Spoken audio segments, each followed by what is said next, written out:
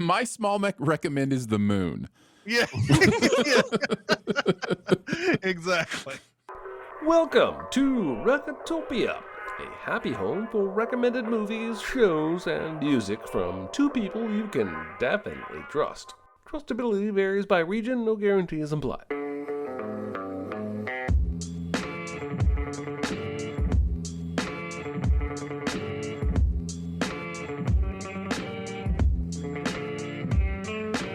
Now, here are your hosts, Chris Atkinson and Jeremy Scott. You think I don't know how it is? Risking your life for minimum wage? Never enough for those pretty dresses or that fancy summer camp all her friends went to? Then some rich asshole takes not only your wife, but your own little girl. Have you seen her? Can't say that I have, lol, but I know people. And I know she misses the way you protected her. Hello, everybody. Hey, how's it going? How is everybody doing today? It's Recotopia, episode 95. Our big recommend is the 1992 film Leap of Faith, starring Steve Martin and Deborah Winger. I'm joined by Aaron and Jeremy Scott. Hello, everybody. Hey. And I'm Chris Atkinson. How's everybody doing? How's everybody doing today? I'm doing great. Doing fine. I just got a last-second phone call from a child during the 5-minute countdown to our live show about paying for auto repairs, and he had to have an answer now. So that's, you know. Again? Always. Okay. Always. Okay. All right. Okay. All right. Well, does anybody have any small recommends for us today? It's no big deal. Itty bitty living space. It's so small and light. It's small, it's tiny, it's petite, it's wee. I have one. I have a small recommend that came to me via many years of Chris making it a big recommend to me. And I recently saw Train to Busan. Holy shit. Holy shit. Again, I think there was something that in my head just thought, okay, train, zombies, that's probably going to be interesting whenever I get to it. But it's doing so much more than that, in that it becomes like, it has moments where they're like a stealth video game, because these things don't see, they only hear. And so they distract them with audio. There's one part where they're crawling quietly on the baggage things above the zombies, down below them. They keep getting separated. There's fires. The train is moving. It's just an adrenaline shot to my brain. I loved everything about this movie. Apparently, the sequel is no good. I've been warned by many people to just stop where I am right here. Get off at this stop. Don't proceed further. I've seen, I mean, at this point, we've all seen zombie stuff. So for somebody to be able to create a fresh scenario and bend tropes in a new way, it was just really refreshing. And I often thought of Snowpiercer while watching this. They came out like a year apart from one another. So I doubt there's any like inspired by either direction. But they both play with that stuck on a train conceit in really unexpected and fun ways. So I saw this on Showtime. It's also on Tubi, Peacock, Pluto, Amazon Freevee. In other words, everywhere. So you, like me, have dragged your feet and have not seen Train to Busan. Here I am now on the other side, on the finish line, going, "You can do it! What's Train to Busan?" I also watched Train to Busan for the first time this week. In order to prep for since you had watched it, I wanted to do that. So I actually watched it last night, and it's great. It's so super entertaining. It's so fun. It is, Snowpiercer Z. The zombies are very World War Z type, fast acting, like there's an amount of time that it takes to become a zombie, and then there's the slow march of the zombie. And this movie's like, I don't got time for either of those. Like, you get bit, you're a zombie, and then you can run, And it adds a lot of fun to this movie. I think the first 45 to 50 minutes of this movie are some of the best zombie setup I've ever seen in any movie ever. It gives you the rules of the world. It tells you where you are, and you know exactly what to expect. I think there's, I'll just say this, it would be very, very fun to send the rest of this movie because there's some nonsense in the rest of this movie that it kind of falls into. But I think it kind of brings it back with a pretty poignant and well done ending. I think the ending is really good here. So that kind of brings it back into the great movie must watch category after a little bit of tropiness that it falls into there for a bit. But yeah, it's good stuff. For sure. Aaron, do you have a small recommend this week?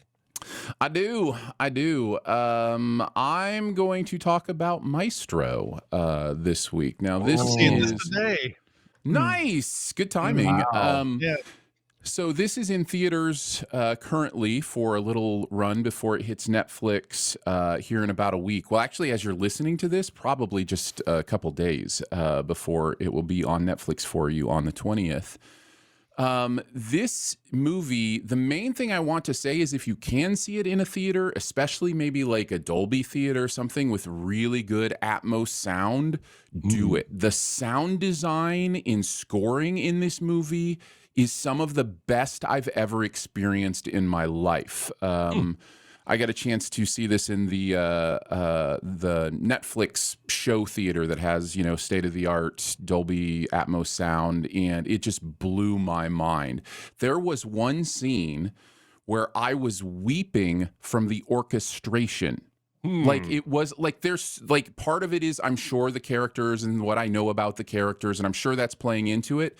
But the emotion I'm feeling is the movie's orchestration just pulling me somewhere. It is an absolute showpiece of a movie. And in fact, I think that will be its detraction from some, is that it may feel a little artsy or a little high on its own supply, maybe. Bradley Cooper is clearly trying to be a legend director. He's not trying to be a run-of-the-mill director. He is making some choices here with the way he's shooting things, the way he's framing things, some of the metaphorical symbolism he's putting into his frames. But overall, these just amazing performances, an amazing life story that I wasn't truly aware of. Some of the things it has to say about love and what that is and the different forms it can take are really, really interesting. And I think Bradley Cooper is going to be a talent to reckon with. He certainly wants to go big, and this is another sign of it. A Star is Born was good. Like this feels like such a big swing for his second directorial effort. Yeah. So I will admit to being a little skeptical. And I also would say, I want to ask you, because I have heard people say, no, going in, that this is a lot more about their marriage than it is his conductorness, which I think is actually a good choice, to take somebody who's known only for his music and show us something about him that we don't really know, because apparently it's a really complicated and touching relationship. But I also want to point out that I can't hear the word maestro without thinking about that Seinfeld episode and that guy who's being called maestro. So to respond, it worked for Tar. Why not Maestro? Right? That's right.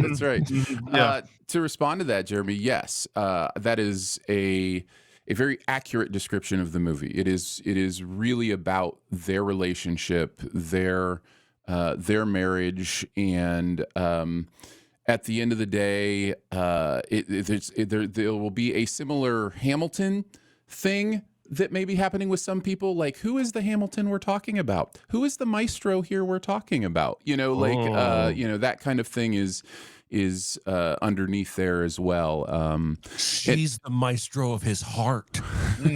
Possibly. And I cannot overstate how good Carey Mulligan is in this movie. She is astonishing, and that's saying something when Bradley Cooper is giving his career best performance too. It's just insane acting from both of them. Does she let out an unexpected gasp at the end of the movie? Yes. Listen, I'm not here to tell her story. I'll let Bradley Cooper do that. Okay. I got you. I've been on a 6-month hiatus, and I come to you not recommending movies, but a YouTube channel that I have been absolutely just wearing out for the last month. I'm like can't get enough of this type of stuff. Not for everybody, probably, but I've been watching this MrBallen YouTube channel, and this guy tells these stories, and it's just like, if you're a fan of the dark and mysterious told in story form, as he says at the beginning of every episode, then you come to the right place. And so a lot of these episodes focus on him talking about true crime stories. And he will tell the story in such a way that you're like, okay, what's going on here? And a lot of times you will be blindsided by characters that have come up in the story. They turn out to be secret killers, and they have motives that you didn't understand until the very end, and all this other stuff. And it is so good. I have just, like, there was a period of time there. I've gotten to the point now where I've watched nearly all of his videos. He sprung up 3 years ago, so I've nearly watched everything. So it kind of sucks that I can't binge as much anymore. But he's got a podcast too, and he's got other stories on that. So I've been listening to those as well. So that will be my filling in the gaps. But if you enjoy this type of stuff, I would strongly suggest that you go and give him a watch, because the way he tells the stories are great. And it's kind of fun watching him when he started 3 years ago. He's a good storyteller, but not like a great one. By now, when he just comes out with his new episode, he's absolutely fantastic at storytelling. So if you like true crime and you like stuff like that, there are moments. He has warnings on all of his podcasts about distressful content and anything like that, because he will tell you in detail. There's no pictures. You're not going to see pictures of horrible things, but one of the series he has on there is like 3 stories that have famous photos that have really like I guess like scary photos, or like disturbing photos that are connected to them. And sometimes it's often like people who have taken an Instagram selfie or whatever 5 seconds before they've died, things like that. But I highly recommend it. So that's my Very interesting. You're the second person to recommend a YouTube channel to me today. Oh, really? Like the universe is telling me something. All right. Well, I believe that makes it time for this week's A Big Recommend. Yes. I'm fine. It's just that you're so big. It's so huge. It's a good rule, but this is bigger than rules. It's bigger on the inside. Is it? I noticed. This week's Big Recommend is Steve Martin-led 1992 Leap of Faith. This is one of my very favorite movies, and I'm very excited to discuss it with you guys and with our chat. We open on what I think is a perfect opening scene for this movie, as the traveling tent revival ministry, Miracles and Wonders, I believe they're called, even though they don't really ever talk about that. Buses and trucks driving down the highway, and they get pulled over because they were speeding. And so Steve Martin, who is Jonas Nightingale, the pastor of this ministry, goes outside and not only talks his way out of the ticket, but ultimately gets the officer to make a donation to their ministry. And this scene tells us everything, man, about this group. It tells us the hierarchy, that Steve Martin is in control, that Jane, Deborah Wenger is basically his second in command, that none of them are really very religious, that Jonas is a master of reading people and reading situations, because he sees a lack of a wedding ring and a school banner in the window and deduces that this guy lost his wife and kid to divorce, sees a violin on the floor of the car and deduces that the kid played violin, and basically tugs on this guy's heartstrings. And I want to point out, when he goes back on the bus, they ask him how he knew about the violin, and he lies. He says, red mark to the chin rest. So again, we learn he doesn't even tell his own crew all of his own full cons and lies. And all of that will come back into play as we go further in the movie. Down the road a little bit, one of the buses starts to smoke, and the crew is forced to stop in an aptly named Rustwater, Kansas. I hope that's a real place, because that name is just awesome. Just imagine moving to a place and going, look how rusty this water is. We should just name our place for that. Rustwater is this tiny farming community in the midst of an extreme drought. And pretty quickly, Jonas decides to go ahead and set up the tent and do a revival there, since they have to wait 4 days for the part to come for their bus. They need to eat, so they all go to a diner. And this is where we meet another key character, the waitress Marva. Marva is standoffish towards Jonas, which I would be too in her place. I think if I met Jonas in real life, I would be like, get the fuck away from me. But Jonas is drawn to her despite that. He grandstands in the diner and tells stories about a watch that he got from his lovely grandmother. And then he throws it and stomps on it and declares, nothing has value without salvation.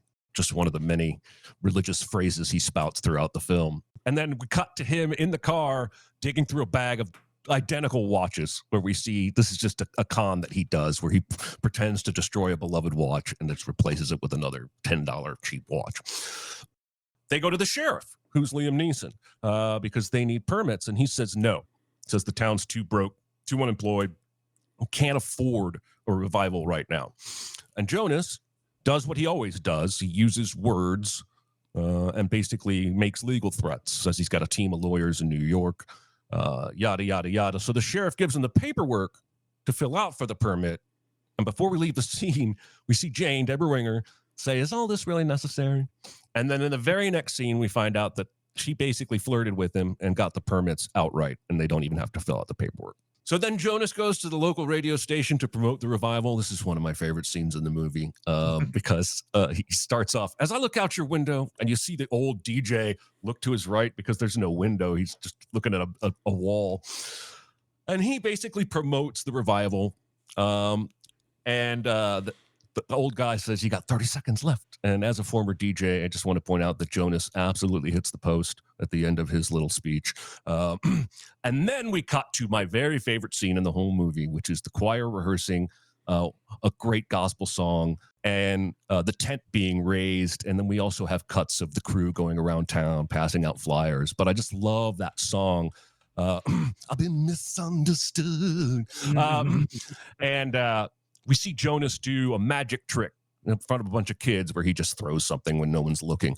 But this is where we get our first glimpse of Boyd, who is Marva's younger brother who walks with arm braces. We also see Jonas sink a really long basketball shot after a bet he made with some teenagers to come to the revival. And I guarantee you those kids did not show up. Before the service, the sheriff sends every government inspector known to man to the revival to inspect, hoping to find something to shut them down. Jane flirts with him briefly again, even pretending that he runs over her foot, and then he cracks a smile. The sheriff is not as made of stone as he appeared to be. Back at the hotel, Jane and Jonas talk a little bit. We learn that she has hopes of maybe getting a Great Dane, and he says he can't take a dog on the road. And we learn that Jonas has failed to crack Marva's tough demeanor with more of his flirting. Then we finally get the first big revival scene of the movie. And this is probably the heart of the movie. As we see how this con is run, we see them eavesdropping on people as they come in and passing each other notes. We see Jane in the bus with video monitors everywhere and earpieces on everyone. We see a little old lady who is given the kindness of, let me put you in this wheelchair and wheel you on up front to the stage so that later on, when she's wheeled up on the stage and pulled out of the wheelchair, it'll look like she's walking and been healed. This is just a con all the way through. Nobody here has any heart except for Jane, whose heart is really, really covered up right now. And part of the movie, maybe the point of the movie, is her journey to kind of rediscover that. Let's see. Then Jonas goes to work preaching. And you might be tempted to think that this is way over the top. It's not. It's only a wee bit over the top. It's the I think it's amount. completely authentic and exactly how a lot of these services go. Like, Yeah. I was shocked at how authentic it felt. Yeah, when he does the healing, especially, you can go on YouTube and find real televangelists doing the exact kind of stuff that he's doing on here. But it's basically a Broadway show, and he even will later compare it to a Broadway show.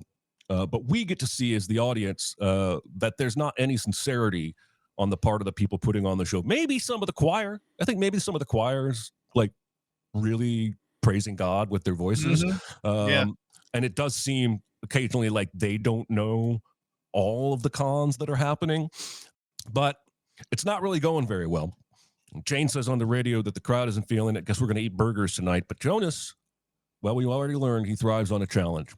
So he starts using the information the crew eavesdropped earlier and starts goosing the crowd into believing you've got a problem with your neighbor building a fence. Forgive him. And the service seems to go pretty well after that, but they still only make about $4,000. We've learned earlier that they need $3,500 a day to basically break even.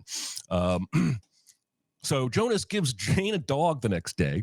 I think Jonas and Jane's relationship is fascinating, and I think a lesser movie would have delved straight into they used to date.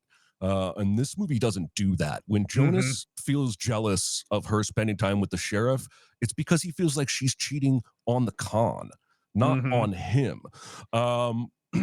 But I think that's a fascinating relationship, Jonas and Jane. I would love to see a prequel about how they came to be in each other's lives, because I feel like that relationship is old and long and weathered. So then Jonas goes to the diner, and this is where he sits down with Boyd, Marva's brother, and plays chess with him. You can tell that Marva's uncomfortable with him spending time with her brother. She goes outside to have a cigarette. And then when the chess game is over, he goes outside, and this is where we learn her reason for being standoffish with him is that her brother was told by previous faith people that he wasn't healed from his disability because he wasn't, he didn't have enough faith. And he had been hit by a drunk driver, but the reason he couldn't walk again was that he didn't have enough faith. And it's kind of heartbreaking. I realize, and you regular listeners probably have already pegged this, that part of what draws me to this movie is the amount of time I have spent in worlds tangentially related to this world. And in having known people who have been told, well, this didn't go your way because you didn't have enough faith. So it really hits me in the gut when he says that. But then later he goes running, runs into Boyd again. And I think in that moment is trying to do the noble thing and tells Boyd, no one up there is going to save you. No one, that guy up there is not going to heal you. You're going to have to do that yourself. And I think it's his interest in Marva that is kind of revealing his humanity here in how he's treating Boyd, because he's not really trying to con the kid. At the service that evening, the sheriff interrupts and tells everyone about Jonas's true criminal past. Dump, bump, bah. What a dick the sheriff is, even though he's doing the right thing. But it backfires spectacularly because Jonas just spins himself as another sinner saved by Jesus. And it's actually another sight to behold. That night, we see Jonas sneak into the tent. We don't see him do it, but we know that he causes the statue to cry.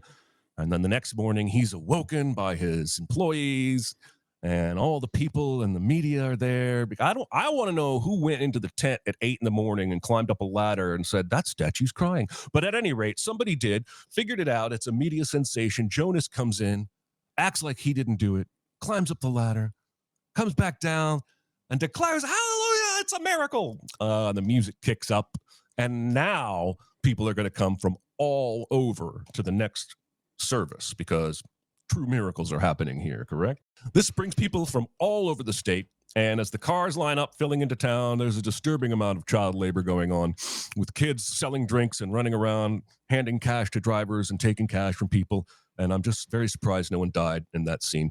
Jane and Jonas have a small tiff, and she goes to the sheriff's for a butterfly encounter. Actually, she just goes to talk, probably, and the butterfly encounter was like a bonus. But I would admit, I think anyone would be put into a romantic state of mind if someone next to you clapped and thousands of butterflies started landing on you and flying all over the place. It's pretty magical. That night's service, though, brings what I think is inevitable. Boyd comes and wants to be healed by Jonas. Jonas, when he sees him, he tries to wrap the service up like a coward. But Boyd holds his ground, and even after Jonas has left and gone back to the bus, the crowd is chanting one more, like one more miracle, one more healing. Never been in a church service like that where a preacher got an encore.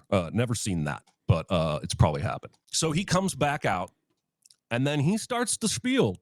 We can only do healings if everybody in this room has enough faith. And we've got the sheriff in this room, and we know he's a skeptic. So I just want everybody to, be cautious here that this might not. And as he's talking, Boyd behind him walks up to the statue of Jesus and touches it with both hands and then stumbles. And the whole crowd gasps. And Jonas even starts in on Will, the sheriff, saying, this boy's healing has been interrupted by a skeptic. But then Boyd actually tries again and starts walking without his arm braces. And everyone is wowed. It's a miracle of all miracles, except Jonas, who knows he didn't have anything to do with this. And he is initially adamant that he's been conned by this kid and his sister. And he and Jane have a huge argument where basically she says, you don't care about anyone, do you? And he says, I never pretended I did. And she's like, you're right. You didn't. And she basically walks off. And that's, I think, symbolic of her quitting or at least ending their relationship in a significant way.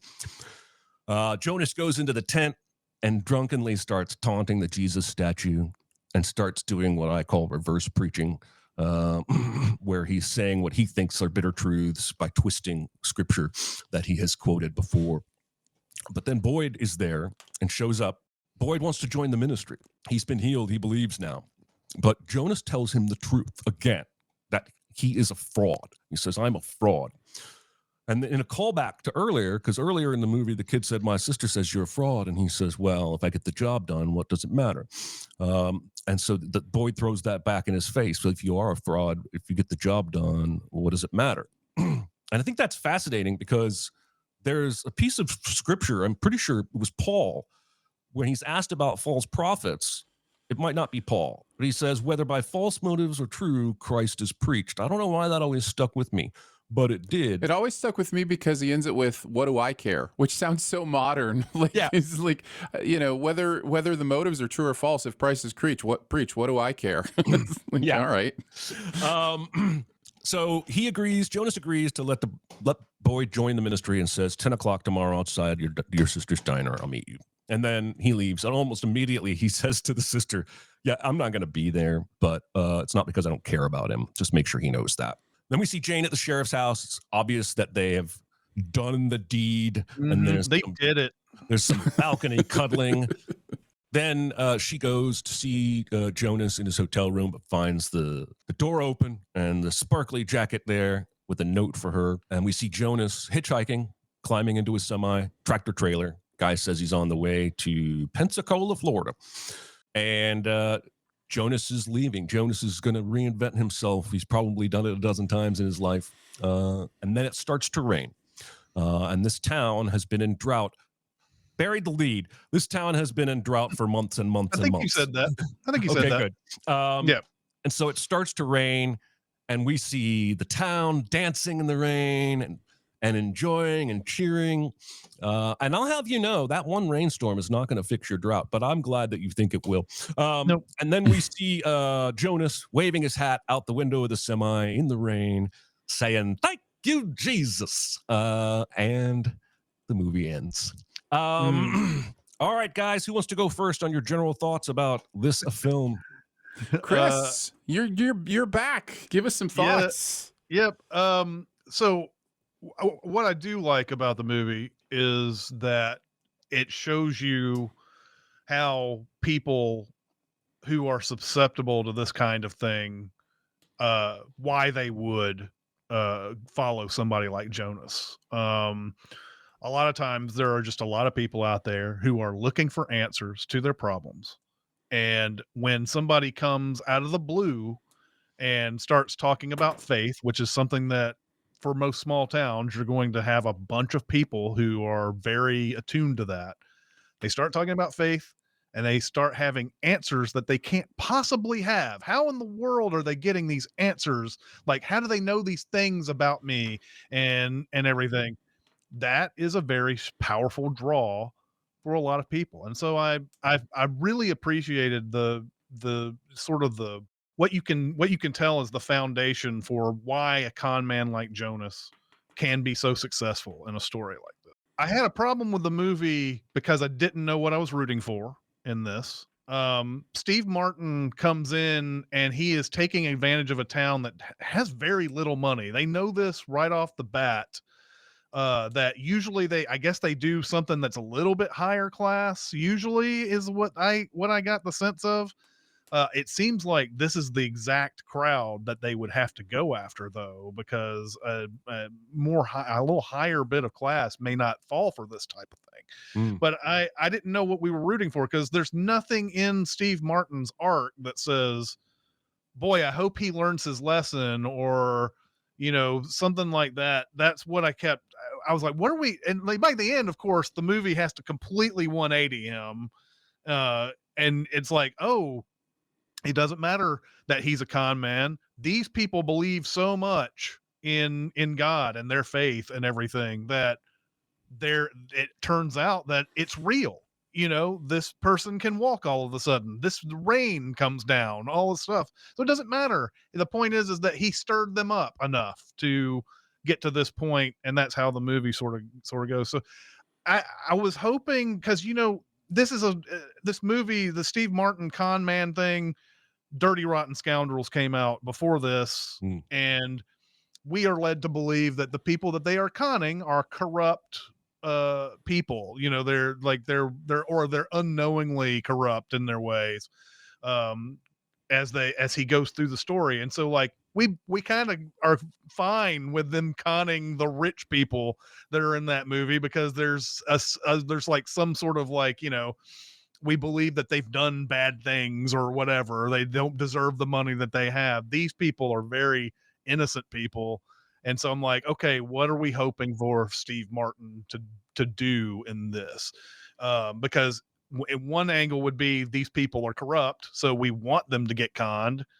The other thing is that Steve Martin is corrupt, but he's got a soft spot that we really hope that he finds by the end. But we don't know that soft spot until about 3/4 of the way of the movie, probably, where he's finally sort of getting in with the Lolita Davidovich character and Lucas Haas and all that. Like you kind of see he's got a soft spot for them, but it doesn't feel like there's a natural change in his character that makes sense to me. No. And so that's what I kept going through. I was like, I love the fact that it's got this foundation for how cons get perpetrated on people. But as far as the movie itself, I love Deborah Winger in this, by the way. I think she's probably the best part of this movie. Yeah. She's the only one that really has an arc, I think. Yeah. Where she realizes how much this has hardened her heart and desires to get away from it. Yeah. Aaron? My general thoughts are, I really enjoyed watching this movie. I had already mentioned an experience where I'm just like, oh, this movie has clearly done its research on the Pentecostal church, on the idea of faith healers, on the idea of, it's interesting. This kind of thing predates the idea of a mega church, but there's a lot of that. I don't know that it predates the idea of a mega church, but more of the conglomeration of these mega churches. But you get a lot of that sense of, production is the key to reaching out to people. So I really resonated with a lot of the themes in the situations that were going on. I, like Chris, was very confused at times about what the movie was trying to do, what it was trying to say, where it was trying to go. I think there's nothing wrong with a movie that opens a lot of questions and then just leaves you to have discussions afterwards. That's fine. I don't mind that. In fact, that's one of my favorite things about a movie like this is I'm going to have discussions with people I watch it with about what is the movie trying to say? What's it trying to do? I just think that there's also something energizing about a movie that has a clarity of thought and a clarity of, you know, what it's trying to do. And I didn't see a lot of that here. I don't think this movie is interested in whether God exists at all. I don't think that's the point at all, which is interesting. I think this movie pretty firmly believes God exists. If you just read the text, like there's an idea of, and you can, I didn't see a lot by this director, Richard Pierce. But if you look at kind of his stuff after this, it's kind of family based, you know, movies.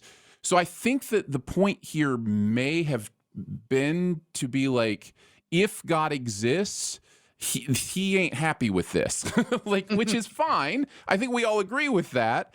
But it's an interesting thing because I can't see someone who is an atheist walking away from this movie going, yeah, you know, like there's not a lot of that kind of idea here. And I can't see someone who is a person of faith walking away from this movie going, yeah. Yeah, I don't think atheists or Christians should use this movie as evidence. Either way. Yeah. Yeah.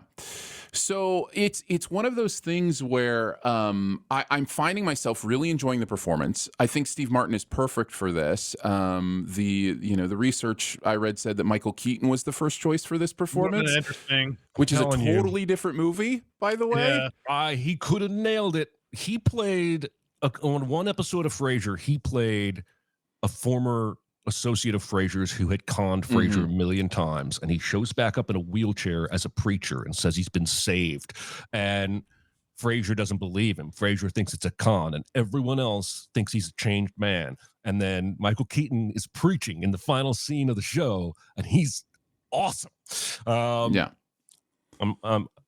He's also conning. It turns out that Frasier was this hilarious scene when he's preaching and everybody's like, praise the Lord. And Frasier stands up and just starts baaing like a sheep at the people in the audience. He just goes, awesome. I think Michael Keaton would have brought a lot more bite to this. A completely different performance, but I think he would have nailed it. But it feels like a script went through a few changes. And they knew they had to do something with Jonas at the end. It was not typical Jonas, but they also didn't feel like they could have him completely 180 and believe in miracles. So they had him shrug and laugh off at what might be a coincidence. I'm not sure, but I think that Deborah Winger character is what gives the movie at least some bit of a heartbeat in that, you know, she does have a changed perspective at the end from what she began the movie as. But you're right. I mean, it just kind of goes up to the end and they're like, wow, we don't really know how to end this. Yeah.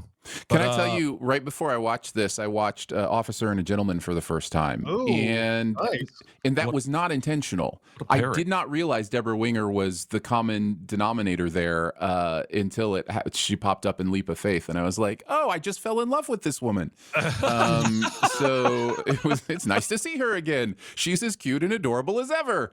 And I did love her in Officer and a Gentleman. It's one of the only things I loved in that movie. In fact, I did not enjoy Officer and a Gentleman.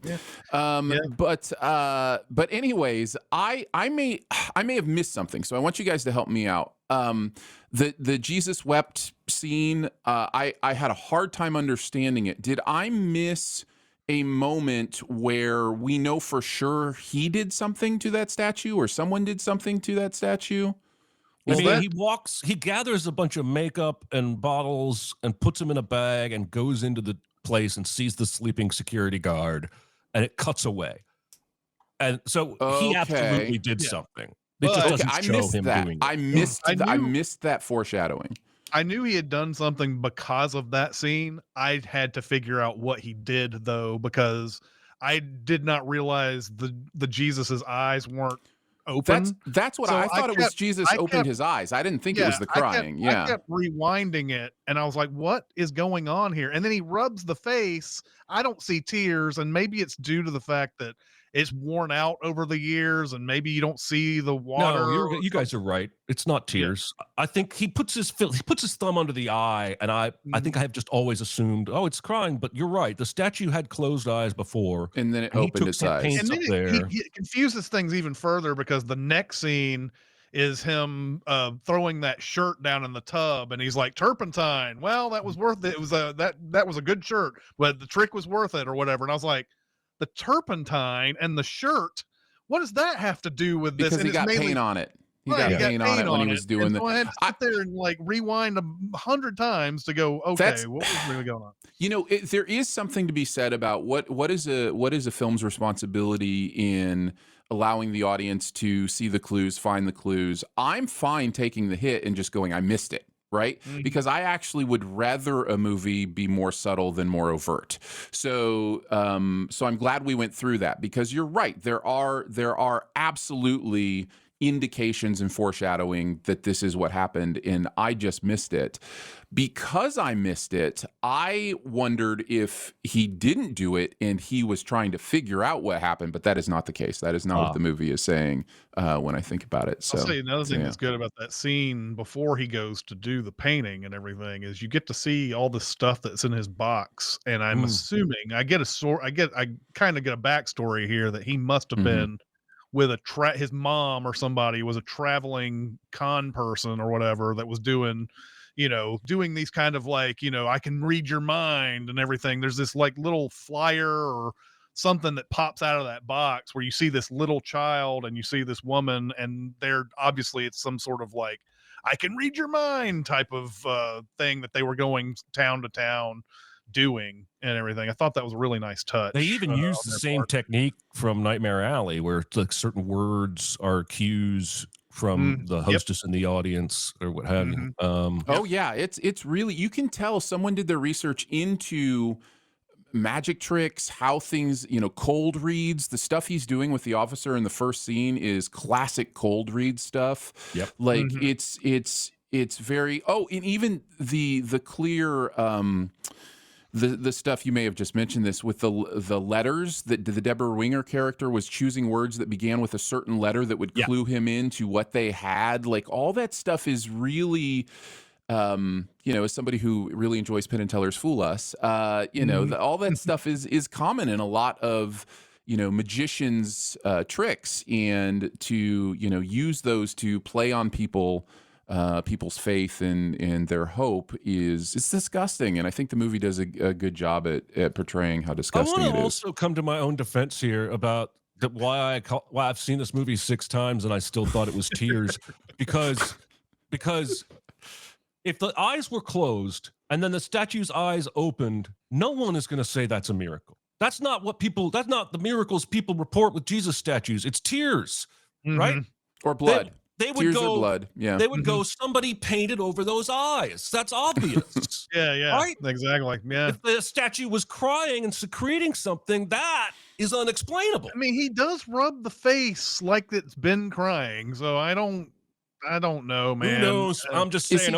Is he wiping off a little extra paint that didn't dry or something? I don't know. Maybe, but he does it in such a theatrical manner. I thought that it was not necessarily him covering up for a mistake. It was him being awed by what he saw. Yeah.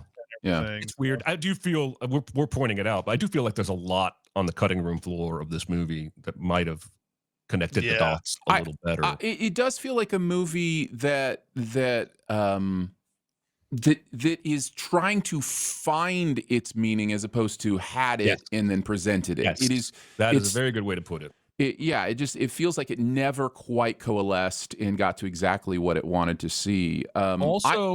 Biggest underuse of Philip Seymour Hoffman in history, even though it's funny. Like, how did this guy become such a tremendously huge actor when you look at stuff like this and Twister and all of that when he was back in these early 90s and everything, and suddenly people were like, well, maybe we should have him do more than just emote and yell after yell to something off the screen, and it's like maybe there's something better behind this guy, because if you watched those two movies, you would just think that's what his role was the rest of his life, was playing these characters. Yeah. So. Bandana guy with long hair who quips. All right, I have an important question. Okay. Is Liam Neeson miscast in this movie? I think terribly miscast. I just think there are so many different types of personalities that would have been much better and much more able to create that tete-a-tete thing that the movie I think wants than Liam Neeson. I think he's too laid back for this character. Here's a question for you though. Are we saying that because most of us started to pay attention to Liam Neeson Schindler's List on, and he's played these different kinds of characters? Yeah, it's impossible to know. Yeah. And then, I mean, he'd been around forever before this. There's all sorts of movies he was in like before this movie, even, and like Darkman and stuff like that. It was a big one for a lot of people as well. But like, I've thought of that myself. I do think it's weird seeing him in here playing this very calm character. But at the same time, I was like, is that because I know him because of Taken and all this other stuff that he's done recently? Is it coloring my... I just feel like that, especially that, break up the revival and, and tell everybody this person's past scene. What he brings to that is very, very little. Like the natural presence he brings to that doesn't quite work with the energy of what I think that scene should be. I get what you're saying, because he does seem out of place in this movie quite a bit. Yeah, yeah, and it's not just the accent being in the Midwest. Yeah, exactly. Exactly. I want your story. How did you get here? I want more of that. Right. Yeah. All right. I think one or both of you have prepared a super secret double feature for today. Be very, very quiet. Secret? What secret? Our dirty little secret. I tell you something I've never told anyone. Who wants to go first? Yeah, I guess both of us have. I'm not sure, but the movie has already been mentioned, so it is not super secret. But Nightmare Alley is the movie that I thought of. Nice. During this, either one, you can to pick the original or the new one with Bradley Cooper. But it goes with the same sort of deal, someone who is using a lot of tricks to do the thing that they're doing that's wowing and amazing everybody.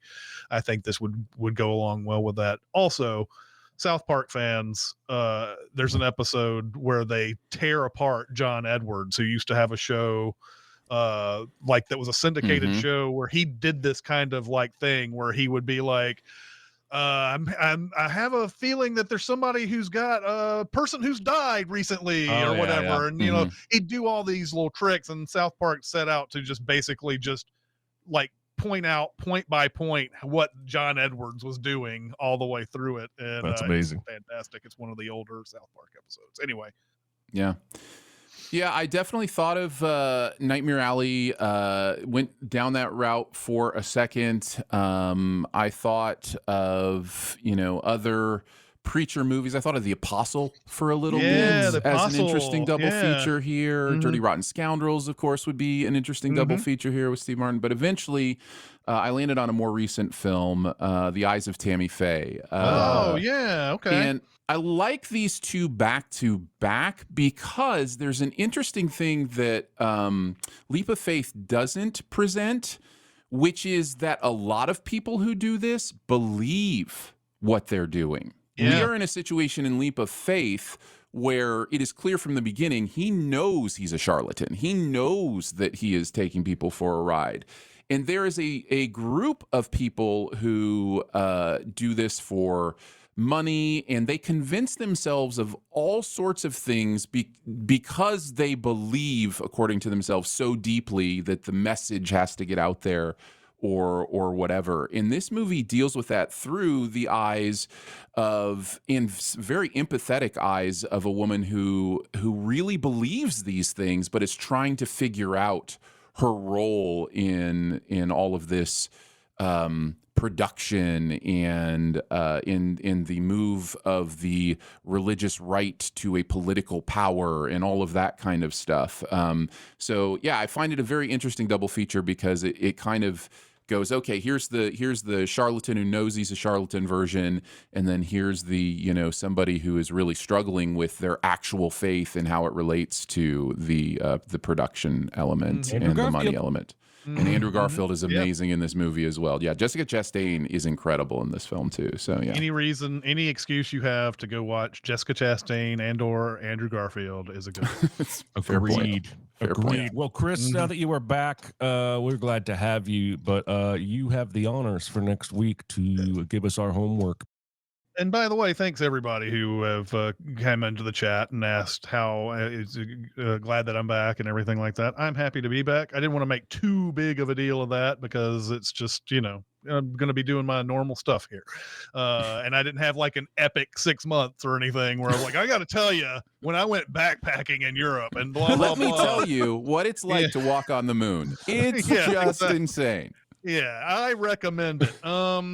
Anyway, my small recommend is the moon. Yeah, exactly. So I'm coming back, and I was in the middle of doing comedies by the decade when I left, and I was in the 50s. So we will be going to the 60s. It's a mad, mad, mad, mad world.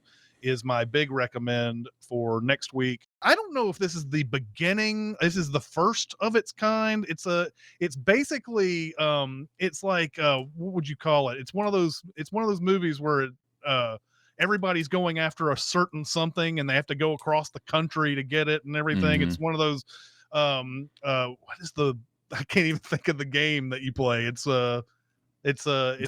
Amazing Race. I don't know. It's kind of an Amazing Race. But did you ever see the movie Midnight Madness that came out in the 80s? It was like Michael J. Fox and everything. Yeah. I can't. And Rat Race, which came out. It's it's that type of thing. Just a million people going after one thing and interpreting clues in a certain way and whatever. So this is just one of those. By the title, it's a very nutty movie with tons of comedic stars from like all the decades are in this. Like I think Charlie Chaplin's in this movie, and Buster Keaton for sure is in this movie. I don't know if Charlie Chaplin made it in this, but it goes back decades how many comedy stars are in this thing. So anyway, that's the big recommend. So mad world. All right, this is folks playing along at home on Tubi and Pluto TV and the Roku channel for free. It's on MGM Plus with a subscription, or you can rent it from your favorite streaming service. It's a mad world, man. I think that's probably good on time for today, man. If you want to wrap us up. Yeah, I think so. All right. Thank you again, chat. It's good to be back. Thank you for coming in and giving us your thoughts. Maybe with this 3-man booth, we'll have a chance of doing questions at some point. From what I understand, you guys have not been getting questions much anyway, right? We have not been, no. So, sorry, anyway, I talk a lot. What can I say? Yeah. Maybe we will gag Aaron Dicer on one of the next. It's going to have to happen at some point. Yeah. But anyway, thank you so much, chat, for coming out and everything. But that's going to do it for this episode. We'll see you next week. Bye. See ya. Be a part of the live show by being a member of the Sin Club at Patreon at patreon.com/cinemasins. Chat with us on the Cinemasins Discord at discord.gg/cinemasins or Cinemasins Twitter at Cinemasins, and email any comments or questions to Recotopia@cinemasins.com. That's RECOTOPIA at cinemasins.com.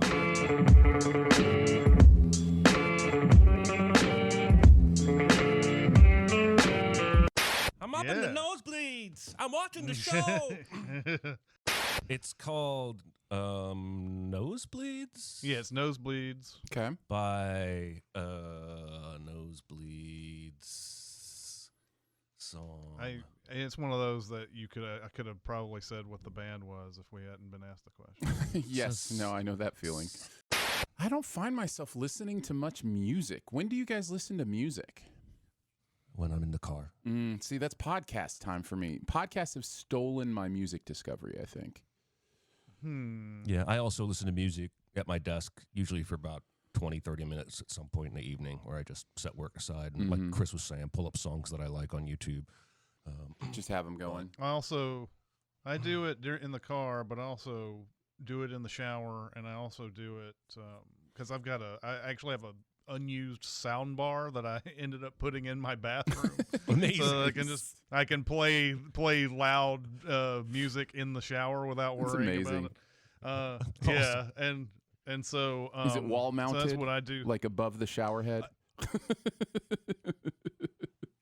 So, what do you think about Saltburn, Chris? I love Saltburn. It's basically like an alternate universe Talented Mr. Ripley. Sure. Like, yeah.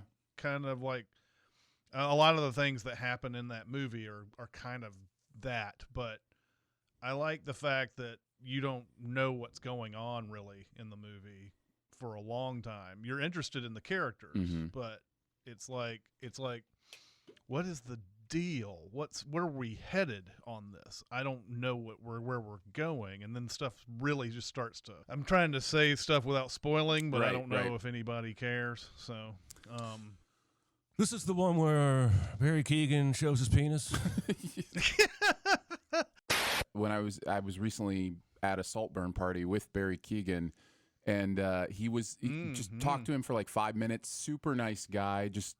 Super. He seemed to be in that moment where it's like, I love all this attention I'm getting. This is really fun, which is a very honest response to, that kind of thing. He just seems like he'd be a blast to hang out with and go do stuff with. I did tell him that unlike his big scene in the movie, I do not expect this one to flop. So he thought that was hilarious. Nice. Way to go. Way to go. He would probably have gotten all kinds of raves if Colin Farrell and what's his name hadn't been doing so much awesome work themselves in that movie. It was great. Yeah. Well, I mean, he got nominated for an Oscar, so he definitely got recognized. I did not realize that. Yeah. Good for him. Yeah. Yeah. And he's really good in the movie. I think you're right. I think the movie reveals itself really well. So like the information you need, it comes when you need it. And yeah, it's got some, did they really go there moments? But like, I think they all serve the story. They're all part of, what we're supposed to be experiencing. There's also, something. Go ahead. Jacob Elordi is going to be a big star too. Yeah. After you see him in Recotopia, you're like, okay, this guy's really good at playing a dick. Euphoria. Yeah, in Euphoria. Yeah, there's a show called Recotopia. Did you not know? That's like Emmy Rossum's in. Shit. What's Mystic that? River? Is it that Mystic River movie? Well, kind of. Yeah. yeah. Would it be a spoiler to say kind of? A little bit? She's not in it. Yeah.